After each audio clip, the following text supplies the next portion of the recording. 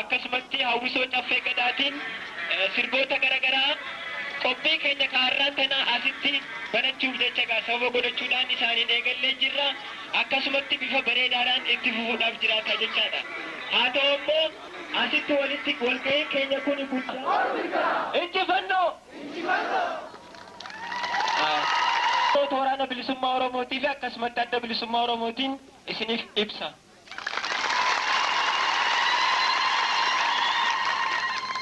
Sababa guyyaa eebbisaa keenya kanaa godhachuudhaan walumaa galattuu keessummoota keenya kan garaagaraa irraa dhufaniif akkasumatti haala mana barnoota waraana bilisummaa Oromootii fi eebbifamtoota guyyaa irraan tanaa laachisee walumaa galattuu wanneen harma walitti ibsame kana irratti ibsa bal'aa akka nuu kennan miseensa waajjira siyaasaa adda bilisummaa Oromoo Jaalladii Gammadaa haasawa simannaa akka nu godhaniin gaafachuudhaaniin bakka isaaniif gadhiisa.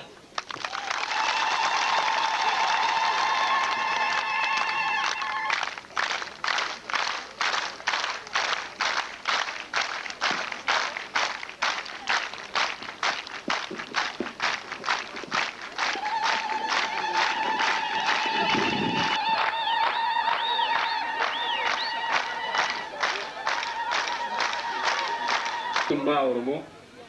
miseensota koree gidduu adda bilisummaa Oromoo akkasumas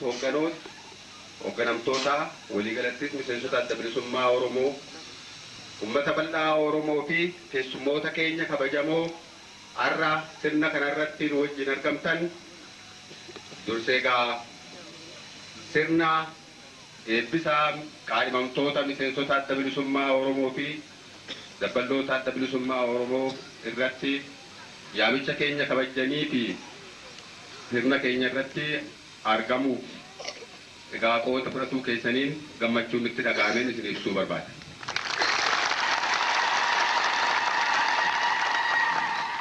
Uummanni Oromoo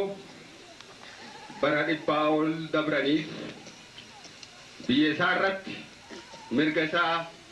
mirga silaatii akka sabaatti akka uummata tokkootti qabaachuu qabu dhabee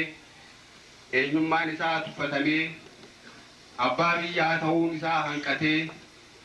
wanneen inni silaatii ittiin beekamu hundinuu awwaalamanii erga turee ammaan kana qabsoo bara dheeraa booda sadarkaa kanarra gahee har'a kallacha isaa adda bilisummaa Oromootiin durfamuudhaan humna qabsoo uummata Oromoo ijaarameen humna mirga Oromoo kabachiisuudhaaf qophaa'een kabajaan biyya isaa irratti qabaachuu qabu deeffachuudhaaf yoo mirgallee qophaa'ee yeroo itti argamu.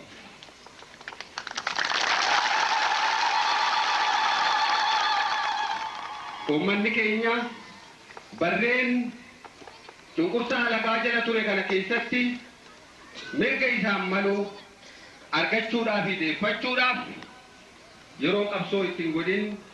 yeroo inni itti bugee fi dagate hin turre. Haa ta'uti sababaalee garaagaraa kan uumamaa turanii hanga ammaa biyya baasaa irratti sadarkaa lammaffaatti lakkaawamee jiraachuun isaa eenyullee haaluu kan hin dandeenye. Haala kana ifirraa jijjiiruu fi biyya baasaarratti abbaa biyyummaa isaa mirkaneessuudhaaf wanneen isa barbaachisan guuttachuuf tattaaffii godhu keessatti barreen 17 dabran keessatti humna isaa kan dursuu fi kan isaan qajeelchu kan lacheessaa kan ta'e adda bilisummaa Oromoo ijaarrachuun sadarkaa duraatti injifannoodhaan mirga isaa gonfachuudhaaf haallan murteessoo ta'an keessaa tokko guuttachuu danda'e jechuudha.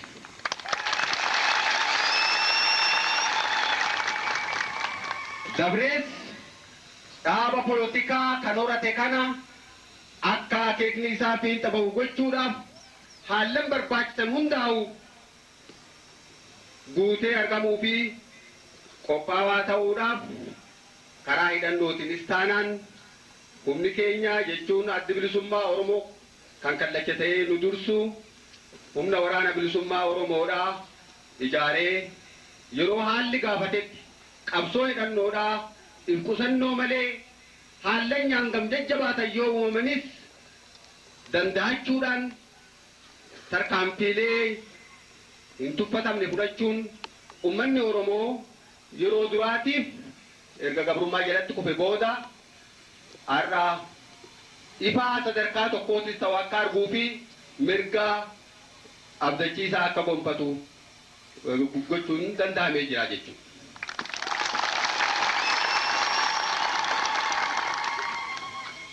Addi bilisummaa Oromoo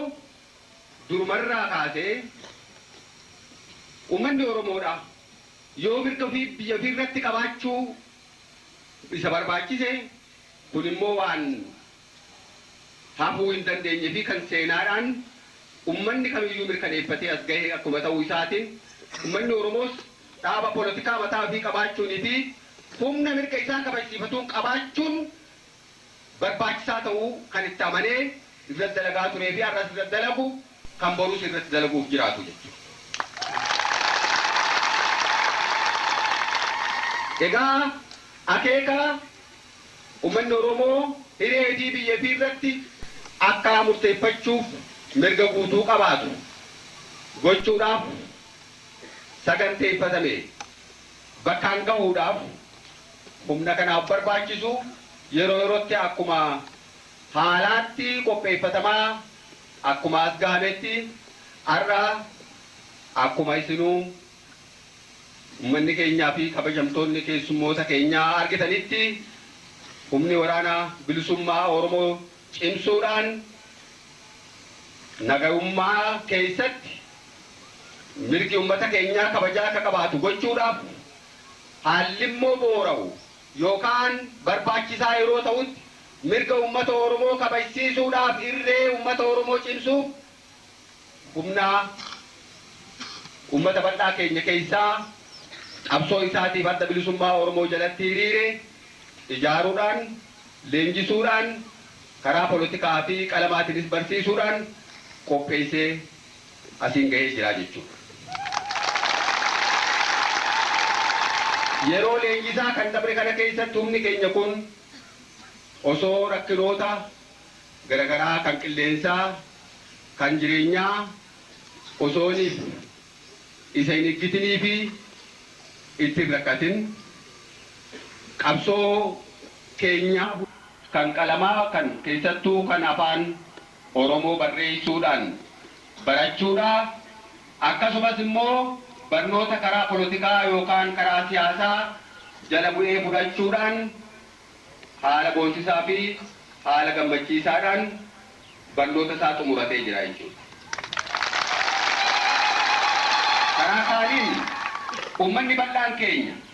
kan kanuu jiruu fi kan fagoo jiru sagantaa naannawa kanatti jalqabame kana akkuma karaalee biraatti deeggarsa irraa eegamu hundaa'u gochaa turee fi humni qabsoos akkasuma immoo wanneen qabsoo kanaaf barbaachisu guutuunis ummata keenyarraa kan eegamu ta'uu isaa beekuudhaan waan eegamaa ture olitti dhugumatti haala boonsisuu fi jajjabeessaa fi mirqaansaa ta'een gargaarsa guddaa laachuudhaan sagantaan kun rakkinni tokko osoo mudatin akka fiixa bahu qooda nuu kennee jira jechuudha. egaa kanarratti duratti adda bilisummaa Oromoodha humni isaa qabeenyi isaa wanneen barbaachisan hundinuu kan uummata Oromoo kan biyya Oromoo irraa argamu jechuudhaan kan amanuu fi kanarratti hundaa'uudhaan kan dalagu akkuma ta'uu isaatiin har'a immoo haala manni keenya agarsiise kana hedduu kan itti gammannee fi abdiin uummata keenya irratti qabnu yoomirrallee daran akka cimu kan nu godhe jechuudha. Eenyullee maqaa ofii biyya ofirratti dhabuun hafnaan gaafatamuu hin jaalatu. Eenyullee seenaa ofii dhabuu hin fedhu. Eenyus aadaa isaa dhabuu hin jaalatu. Sabni kamuu yookaan mataan nama tokkootu kan afaan ifiitiin dubbachuu dhoorgamu yookaan afaan isaa jalaa gadi qabamuu fi akka hojiirra oolle taasifamu kan fedhuutti hin fakkaatu. Uummanni Oromoos taanaan biyya isaa Oromiyaa irratti kanaan dura akkuma waliin quba qabnu wanneen yookaan mirgoota uummanni tokko bakka jireenyaa biyya isaa irratti hafnaan addunyaa kana keessatti qabaachuu qaban hundaa'uu dhabee asabuun isaanii jaalatamaa jechuudha. Wanti uummanni keenya kallachi uummata keenyaa adda bilisummaa Oromootis dadhabate cunqurfama. Gabrummaa biyya keenya irratti mirgi keenya mulqamee sadarkaa lammaffaatti jiraachuu. Namni biraa akkaataa nuti jiraannu nu murteessu. Kana didaa turree har'as ni mormanna borus mormachuuf qophii.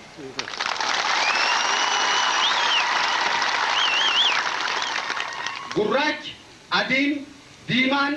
yookaan immoo magariisni yoo jiraates kan samiirraa bu'ee dhufullee osoo kan argamu ta'ee eenyu jalatti biyya keenya irratti kana seera kanaan bulii heera kanaan bulii akka dabbuun nuun jedhu akka jiraachuu hin feenu jechuudha.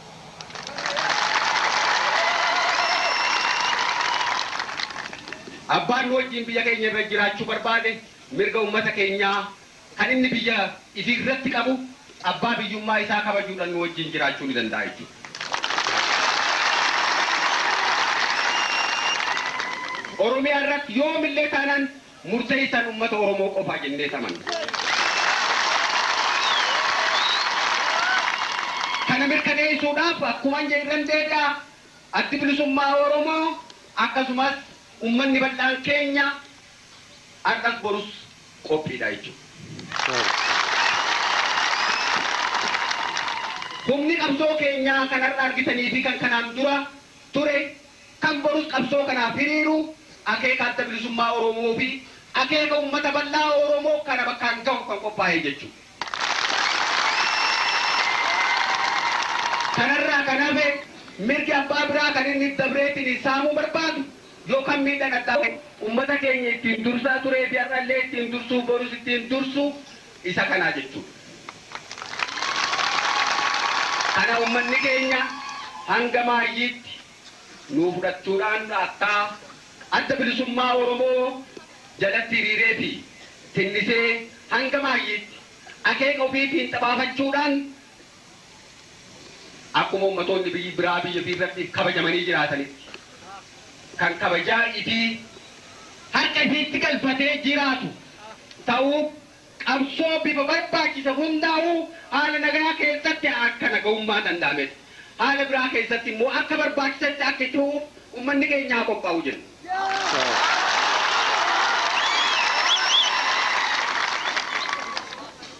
Egaa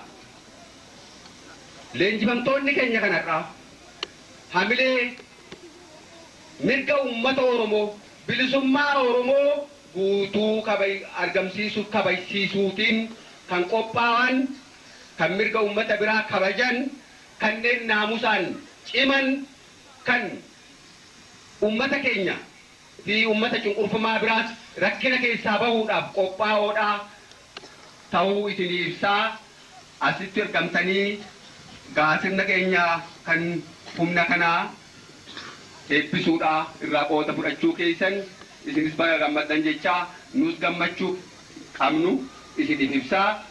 kanuma inaasoo akeetu muradhaa injifannoo uummata Oromoo.